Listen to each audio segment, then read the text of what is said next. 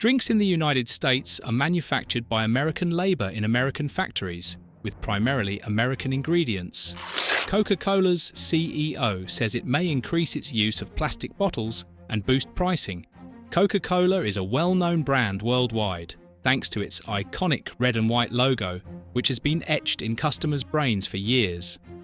This beverage conglomerate, regarded as one of the most iconic emblems of American culture, has declared that it would relocate outside of the United States in an unexpected move. The reason is that President Donald Trump's government has placed tariffs and trade restrictions. The corporation has declared that it believes the economic policies that have led to a global trade war are unsustainable.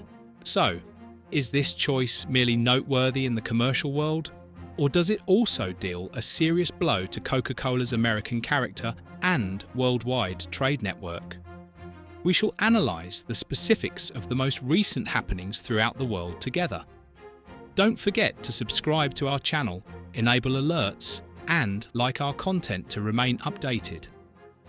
Aluminum, one of the primary raw materials used in Coca-Cola packaging, is one of the metals most impacted by President Donald Trump's recent measures to preserve the country's manufacturing sector. Aluminum imported from numerous trade partners, particularly Canada, has faced increased tariffs of up to 25%. This rise implies a substantial economic burden for Coca-Cola, which manufactures billions of cans each year. The firm is not entirely dependent on aluminum. Sweeteners and flavourings used in the mix are also imported from Latin America and Asia. Trade conflicts between the United States and these nations have resulted in tariff rises. As a result, Coca-Cola's supply chain has been hampered by complicated customs processes, escalating prices, and unpredictability. Coca-Cola's management attempted short-term fixes to improve the problem. They intended to get raw materials from local manufacturers or discover new sources in other nations. However, the worldwide market is not very flexible. Raw material prices are rising, shipping expenses are growing, and the company's profit margins are diminishing. According to the company's CEO, James Quincy, statements from the White House indicate that these tariffs are designed to strengthen US business. President Donald Trump maintains that American producers are unable to compete owing to import pressure, and that his policies safeguard domestic industry. Indeed, some domestic manufacturers in specific industries, such as steel and aluminum, may have profited from these regulations in the near run. The situation is different for corporations with a global presence, such as Coca-Cola. The supply chain is globalized, and when it becomes impossible to function based on a single country's protectionism, the company's worldwide strategy is called into question. However, the White House wants these corporations to be loyal. Some top government officials even maintain the theory that if you are an American brand, you must remain in the United States. Coca-Cola, on the other hand, argues that it is too vast a company to be influenced by the interests of a single country. How relevant are President Trump's remarks? We will impose heavy sanctions on those who leave the country and seek tax benefits elsewhere. In the instance of Coca-Cola?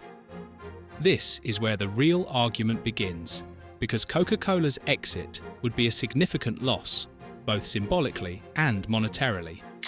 Coca-Cola, founded in Atlanta at the end of the 19th century, bolstered American soldiers' morale during World War II and served as a symbol of freedom during the Cold War.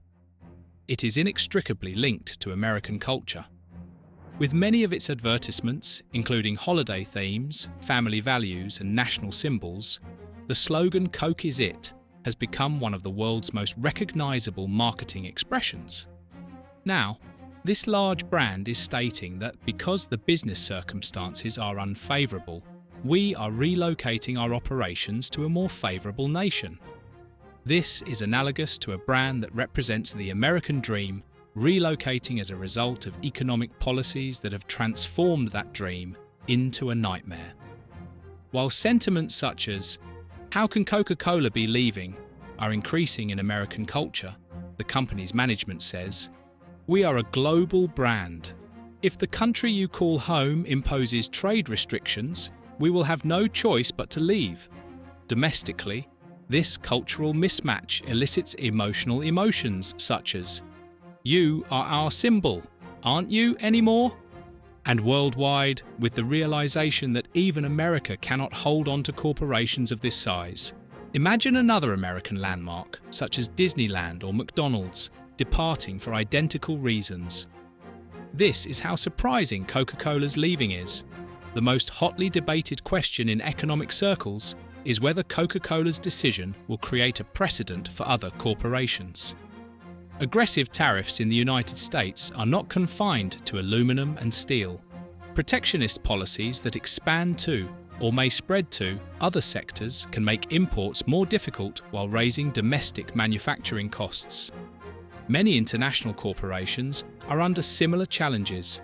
Ford, Apple, and agricultural equipment makers have all expressed similar worries.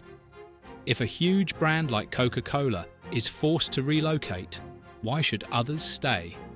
This may put the US economy at considerable danger of brain drain and capital flight. Of course, this scenario may appear overdone. After all, the United States remains a major consumer market with superior infrastructure and a financial hub. However, the mere possibility of Coca-Cola leaving is cause for anxiety. According to claims from the corporation, Coca-Cola intends to relocate to a nation with a strong logistical infrastructure, political stability, and several trade agreements. European nations, including Germany, the Netherlands, and Switzerland, are commonly cited. Some investment analysts believe other cities like Ireland and Singapore, which have lower taxes and more flexible labour laws, may be preferable. However, the corporation may be looking for a location with a huge population and a robust domestic market. The chosen site will promote commerce with the EU and other regional nations, while also establishing new processes for business connections with the United States. Innovations adapted to the tastes of customers in neighbouring regions may also be produced. In Europe, for example, sugar and artificial sweetener laws are harsher, which may drive Coca-Cola to use less sugar in their formulas. If it expands to Asia, plant-based beverages and indigenous tastes such as green tea extracts may take centre stage. American consumers may pay more for Coca-Cola and have fewer alternatives. Tariffs raise the cost of items made outside the United States. If the corporation manufactures abroad and exports to the United States, extra taxes and higher transportation expenses will raise shelf pricing. The scenario is bleaker for workers. Thousands of blue-collar workers at Coca-Cola's US facilities are at risk of losing their employment to foreign competitors. While state governments and unions may say, "Let's keep the company here and support it with tax breaks," if the business environment isn't appealing enough to persuade the corporation, Coca-Cola's departure may be inevitable. It is uncertain whether there is a strong enough alternative manufacturing sector to compensate for the lost employment. Rival brands, such as Pepsi, may attempt to win over local customers by claiming that such a dramatic step is not being considered. Even small boutique soda businesses might appeal to nationalists by stating that they are American. This might cause a change in the cola market equilibrium. Coca-Cola will select a nation for its new headquarters that not only offers tax breaks, but also differentiates itself via environmental and labour rules. The European Union, for example, has tighter regulations on plastic waste, recycling, and carbon emissions than the United States does. This might compel Coca-Cola to embrace a more sustainable, if perhaps more expensive, production plan. On the other side, the corporation may improve its global image by portraying itself as more ecologically friendly, gaining respect among consumers in a variety of European nations. In the long run, this might help Coca-Cola's reputation as an environmentally conscious company. However, if a cultural clash occurs in the US domestic market with comments such as, "What happened? You left us and are now following European rules," the company's communication strategy may meet hurdles. The The departure of a behemoth like Coca-Cola is viewed not only as a business choice, but also as a political statement. The Trump administration may face criticism for claiming that the tariffs were in the best interests of the United States. But there's a large corporation that doesn't want them and is leaving. Some may question, what about our national identity? Are we going to make policies based on a company's whims? At this moment, the question of whether the state runs the corporation or the company manages the state is more ambiguous than ever. On the one hand, governments establish policies and levy taxes in the name of national interest. Companies, on the other hand, see themselves as global players with the ability to migrate to any country they want. Both parties have leverage. The government imposes taxes and restrictions, whereas the enterprise provides capital and jobs. This tension is plainly seen in the Coca-Cola instance. The move of America's most well-known brand in centuries sends a diplomatic signal that the US is no longer as appealing an investment destination as it once was. Mexico, Canada, and EU nations may exploit this as propaganda, pointing out that even huge companies choose our stable trading climate. The US's reputation as a business-friendly country might suffer. In trade agreements, it might be argued that excessive customs taxes are driving even huge corporations away. Similarly, the country where Coca-Cola expands its operations may acquire diplomatic power. It might earn credibility at international tables by claiming that it is more than simply a factory. It is the headquarters of a worldwide brand. If this nation joins the EU, it may acquire more negotiating influence in EU trade deals. In summary, the actions of a single firm may have an impact on global diplomacy. Coca-Cola's plan to leave the United States and migrate to another nation comes at a time when there are heated arguments over the American dream and the rise of protectionism.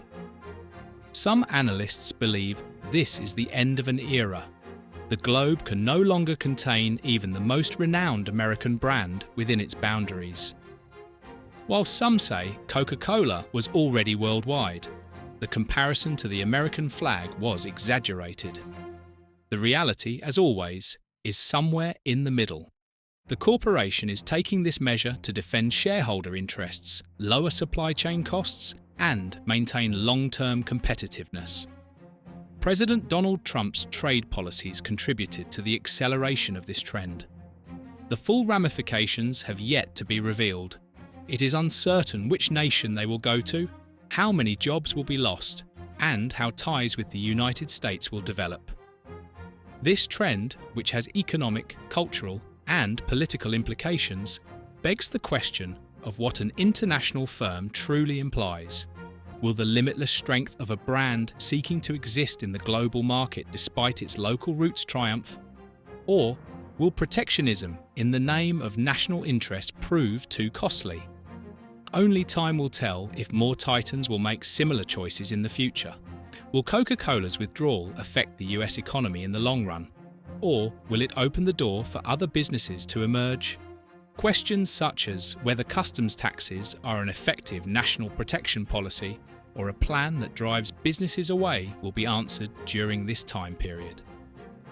What are your opinions on this situation? Please share your thoughts in the comment area. To keep up with new videos, please subscribe to our channel and activate alerts. Thank you for watching.